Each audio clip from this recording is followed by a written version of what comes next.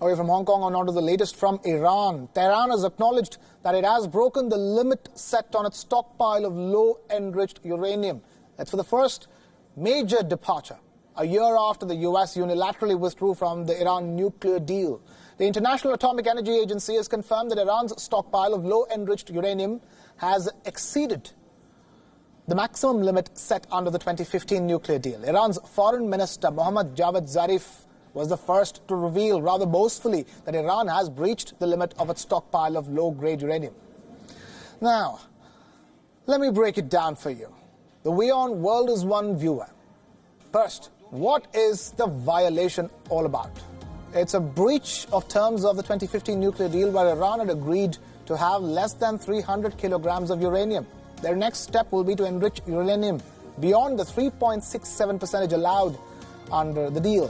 Why has it happened? Well, Iran has sought to justify these steps as a response to the US government abandoning the nuclear accord and reimposing sanctions that have hit Iran's economy hard.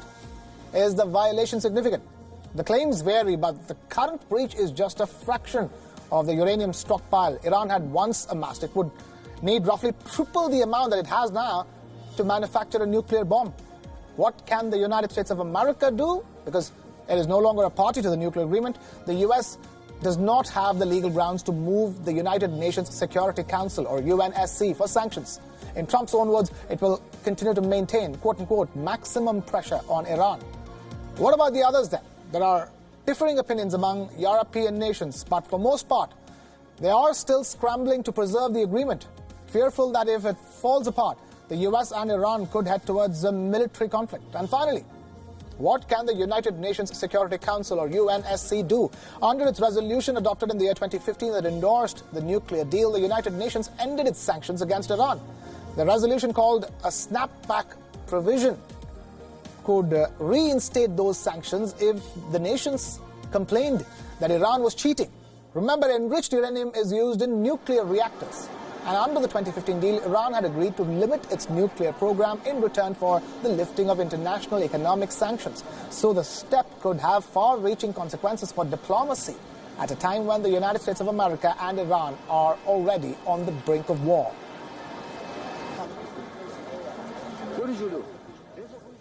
Meanwhile, the US has said that Iran should be held accountable for exceeding their uranium stockpile. They say that the Islamic Republic needs to be held to a standard of no uranium enrichment. It maintains that the US policy of maximum pressure on Iran will continue until Iran changes course. As for Trump, when asked by a journalist at the White House if he has a message for Iran, Trump said that Iran is playing with fire. No message to Iran. They know what they're doing. They know what they're playing with. And I think they're playing with fire. So no message to Iran whatsoever. Meanwhile, the Iranian Foreign Minister Javad Zarif has mocked the White House statement. He took to Twitter to express his exasperation with the repeated warnings by the United States and simply wrote, seriously, ? Mocking the White House.